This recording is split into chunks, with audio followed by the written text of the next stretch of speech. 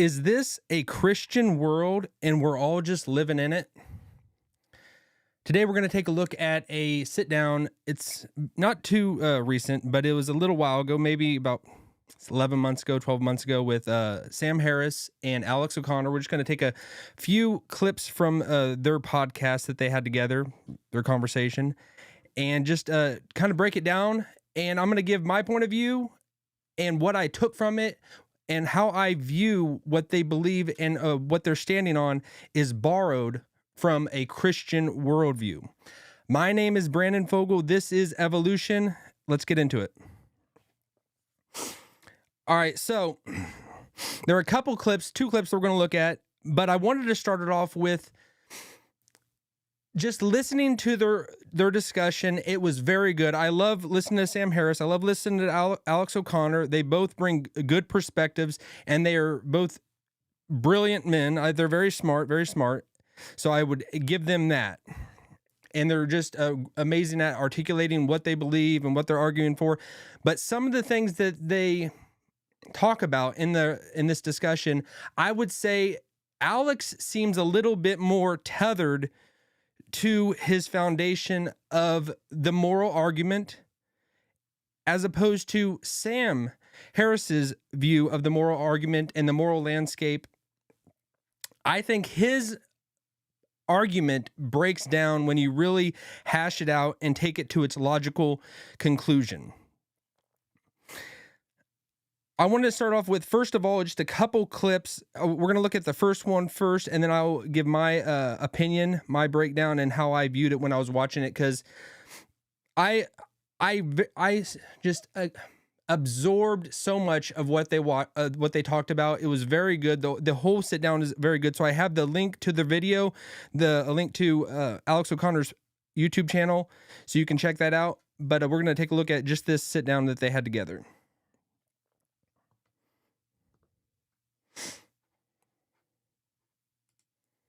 All right, so this is the very first one. So just to get set the scene, Sam Harris, he argues for that the atheists have a moral argument, that there is a actual ought, an actual should that is there that can even be deduced from an atheist perspective and worldview.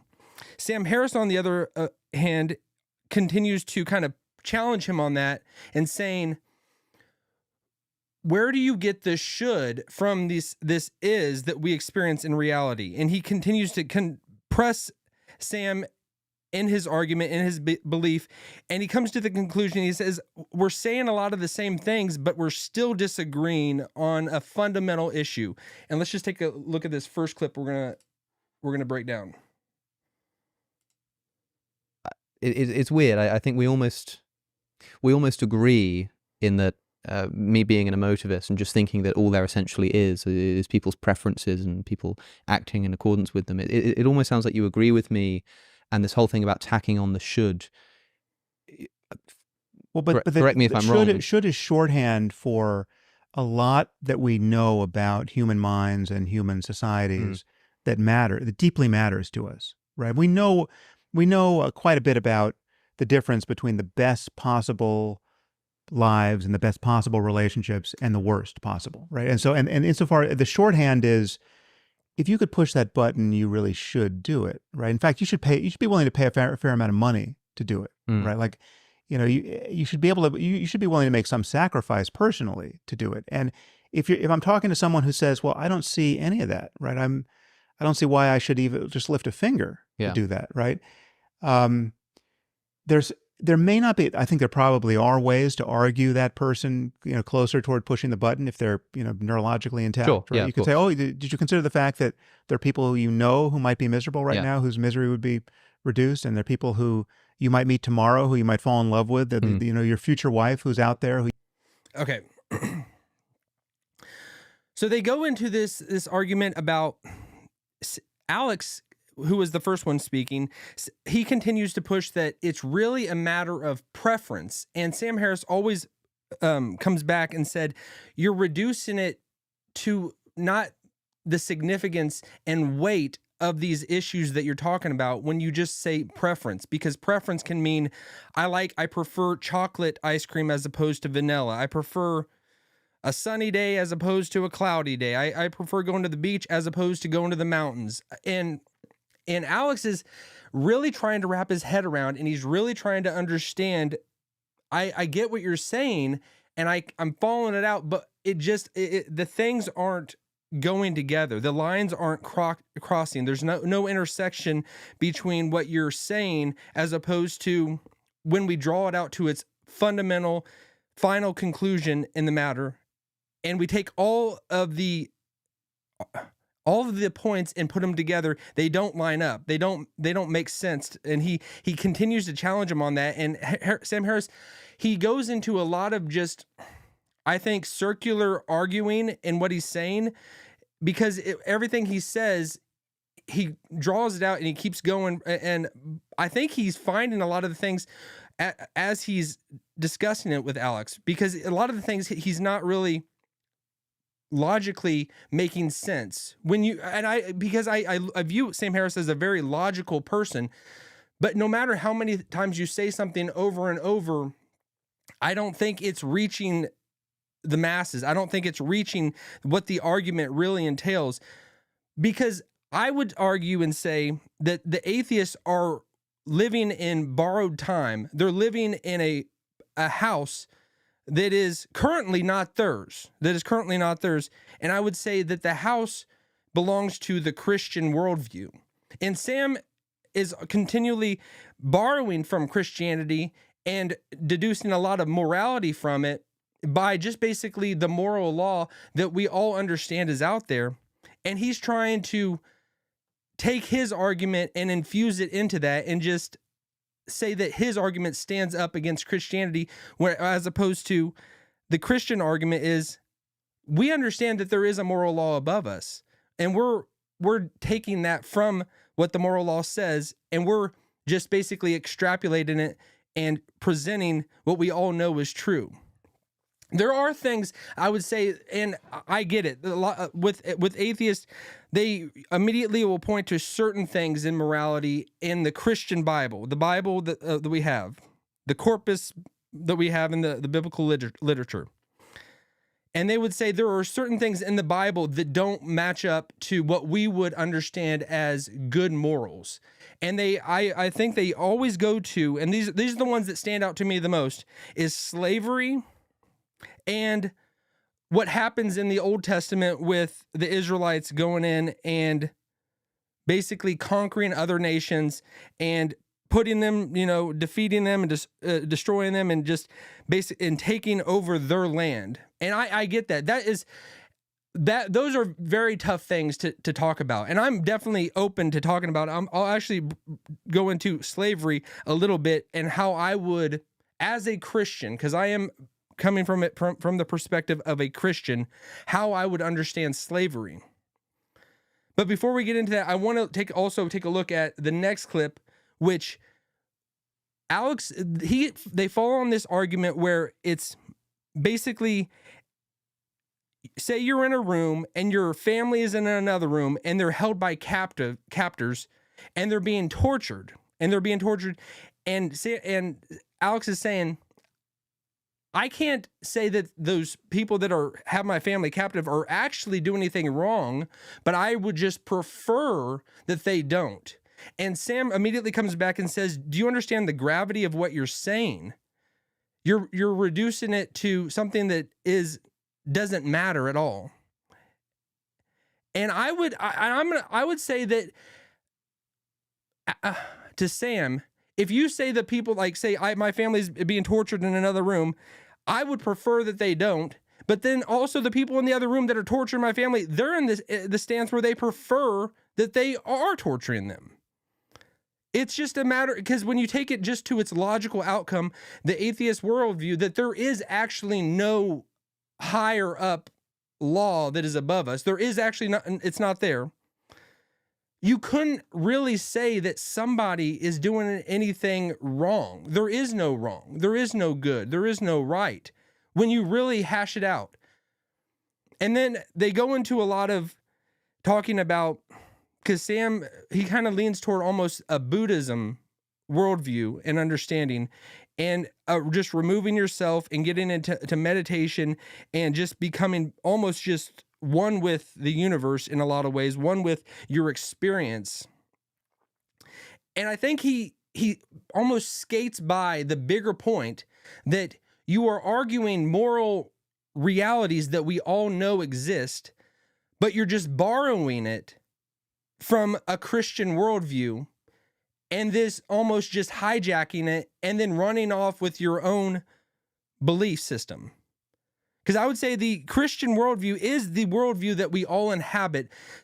And I wanted to talk about just this analogy, and all analogies break down eventually. They don't all fully work when you take every bit and piece of it. But I would say an analogy we could take is that this world that we live in is God's house, is the Christian's house.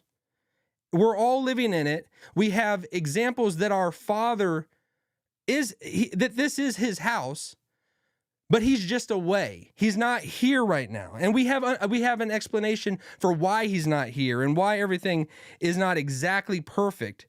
But we have fingerprints of our Father. We can go to his room. We can see his closet. We can see our Father's suits and clothes and all that he has in there, his shoes. We can go into our living room and we see pictures on the wall. Pictures that demonstrate that he is really there and he lives here. He's just away right now. He's not here. And we can't say he's here. He's not in the house, but we are living in the house, and everybody is living inside the house.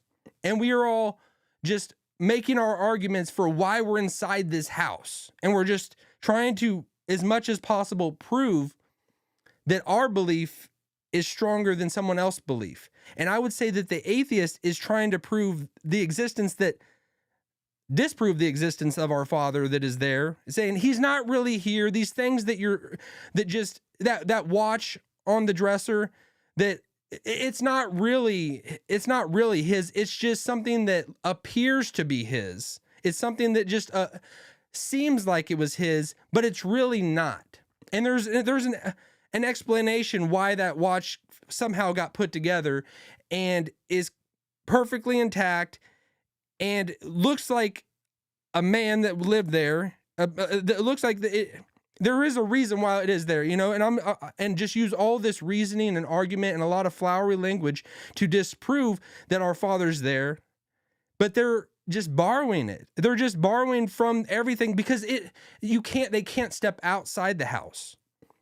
So they're inside of it making arguments about the house and saying that, no, this Father that you're talking about, who's away on business, he's really not there. You just think he is. You're the one that's deluded.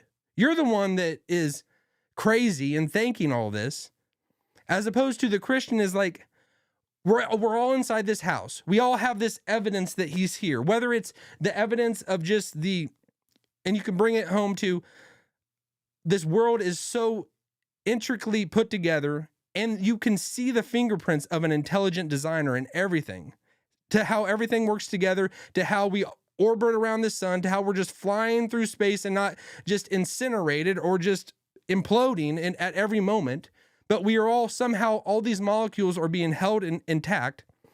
There is evidentiary explanation for everything. So I would just start with that, but we're going to take a quick look at what I was talking about, where Sam and Alex, they discuss the matter of preference, and Sam is just saying it's a matter. You're saying it's preference, and that's diminishing the significance and weight of every moral issue that we know is there. And Alex is saying, no, it really is just a matter of preference. How could I say that I'm standing in the right and someone else is standing in the wrong when we are following out this atheistic worldview that we have? There is no intelligent designer. There is no being that is above us. We're all just evolutionary species that have just come together, and we're molecules in motion, and that's all we are. All right, but let's take a quick look at this second video.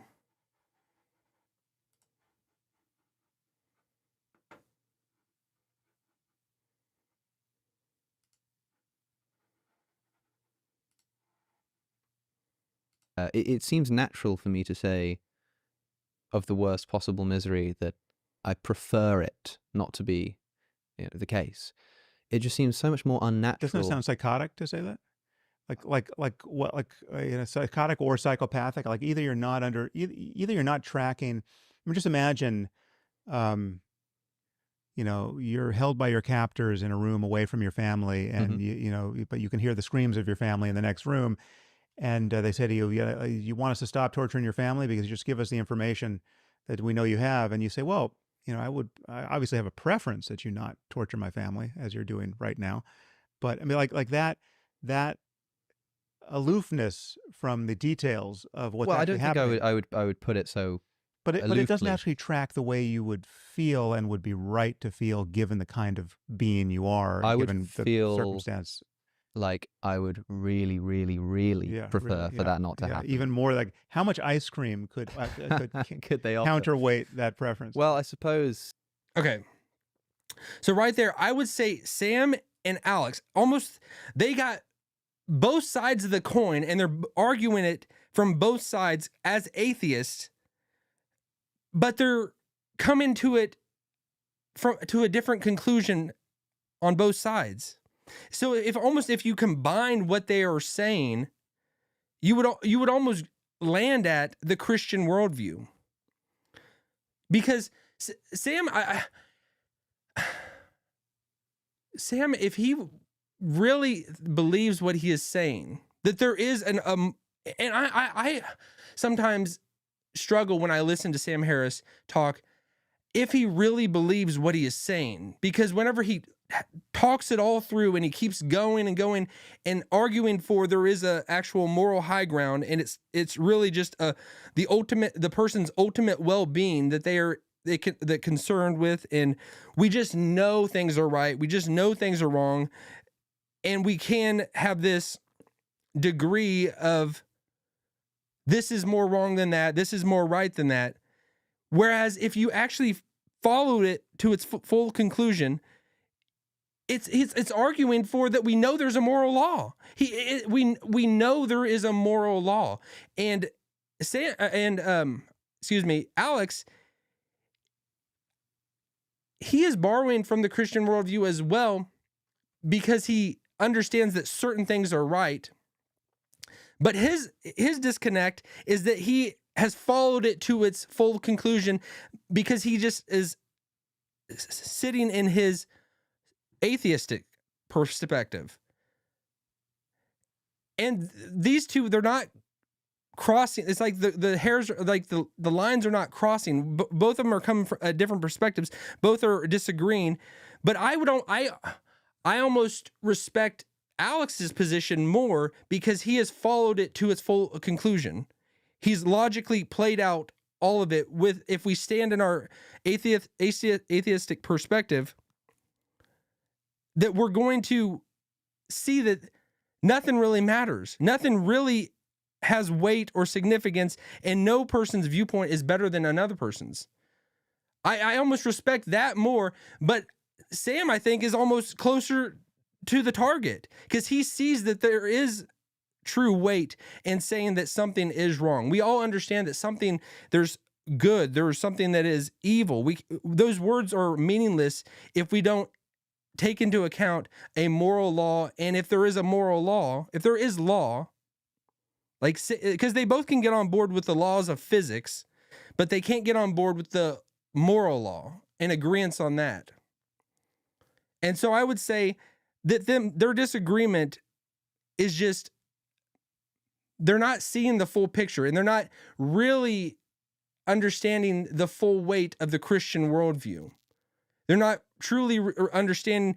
If they just took that and, like, say maybe they threw out all those things that they immediately have a distaste for, because slavery, that is very, very tough. That is a very tough thing to argue, especially from an American perspective. And I would just briefly, and I'll end it on this, briefly talk about my viewpoint on slavery and how we can see from a biblical perspective why slavery is talked about the way it is in the Bible. In the Old Testament, there is slaves. Israel has slaves of people that are other nations, but they also have their slaves of their own people. And it's more of an indentured servitude. It's that people can't pay their debt, they can't live, so they sell themselves to somebody and work out their debt. And even in the New Testament, I'm not going to just say, oh, Paul was he was being politically correct and he didn't want to disrupt the Roman system of slaves, and that he was just I don't think Paul was really concerned about not disrupting the Roman system of having slaves and just the worldview of having slaves. It's a fallen world that we're in.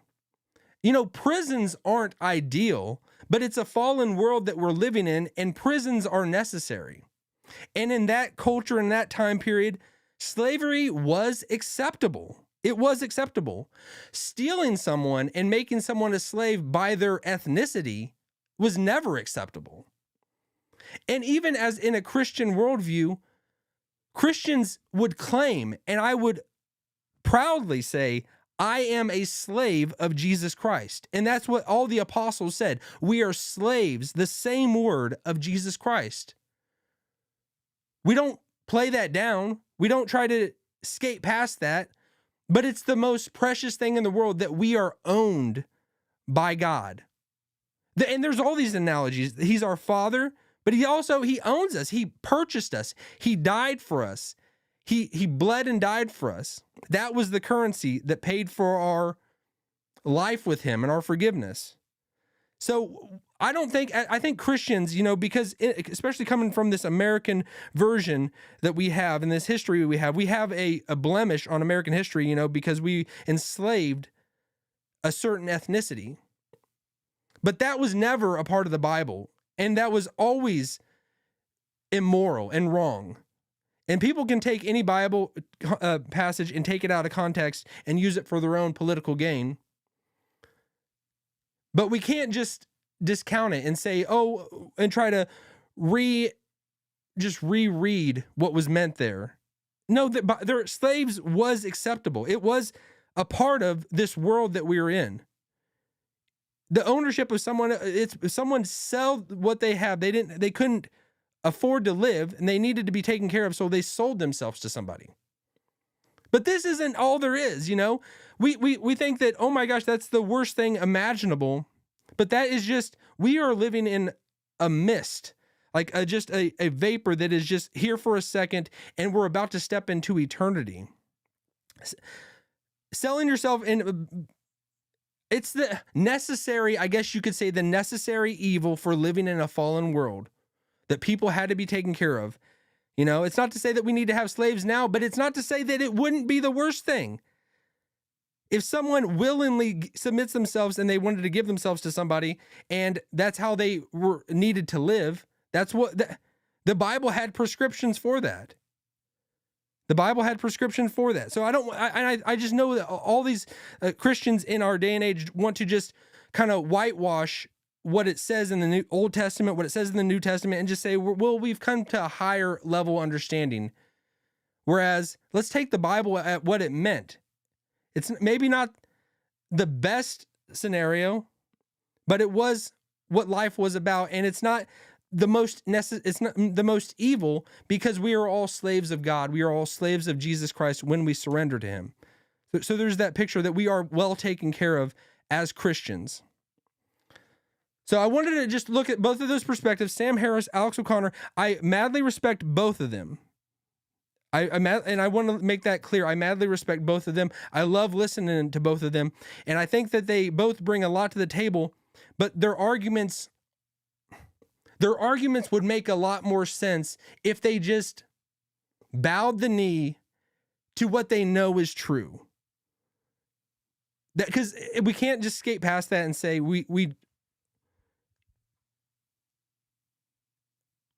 all, the Bible presents that we all know that this is true, that God is out there. He's out there. But we have to suppress the truth because we want to live in our own sin. We want to live our own way. We don't want to surrender to our Maker. So I'll leave that with you, and I want to just say always keep evolving to the best version of you. I could see the cracks form in the paint, growing like a fire. What do I say? Can you see them? Can you see them?